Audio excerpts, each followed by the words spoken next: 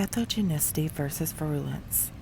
In this video, I will be contrasting the difference between pathogenicity and virulence.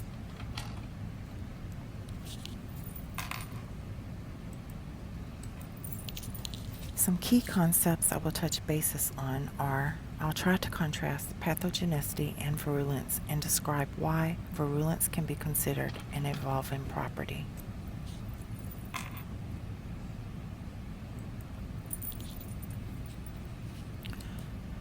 What we know. Pathogenicity is the ability of a pathogen to cause disease. Virulence describes the degree or extent of disease that a pathogen causes, whereas pathogenicity is an all or nothing term.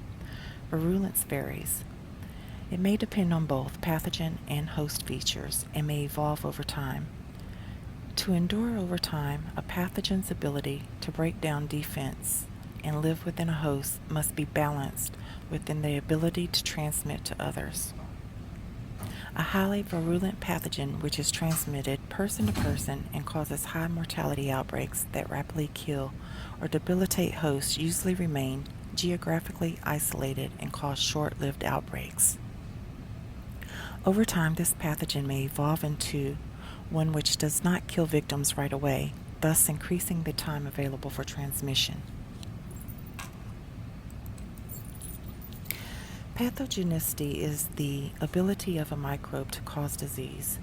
This term is often used to describe or compare species, whereas virulence is a term used to describe the severity of a disease after infection, the degree or extent of disease that a pathogen causes.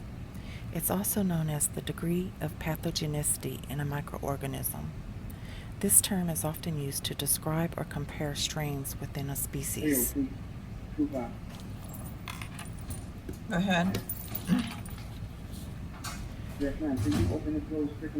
Let's take a further look into the factors Copy, affecting stand by for bacterial pathogenicity. Virulence factors include pathogen type, toxicity, aggressiveness, and transmission host.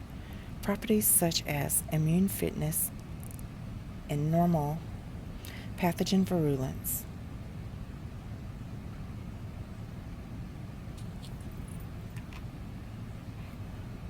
Furthermore, virulence is the harm done by a pathogen to the host following an infection, parasite-mediated morbidity and mortality in infected hosts. Harm here can mean specific signs and symptoms or a reduction in host fitness. Virulence varies dramatically among pathogens. Some, like cholera and smallpox, are often lethal.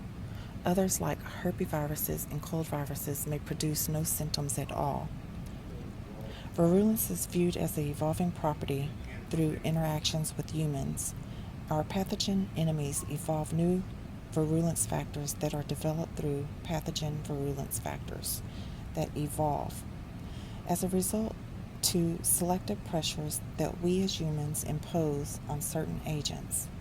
An example of this process could be an evolution of antibiotic resistance, when bacteria changes in a way that reduces the potency of a drug or chemical designed to eliminate or stop infection. One way that cells can acquire antibiotic resistance is through cell mutations that occur during DNA replication.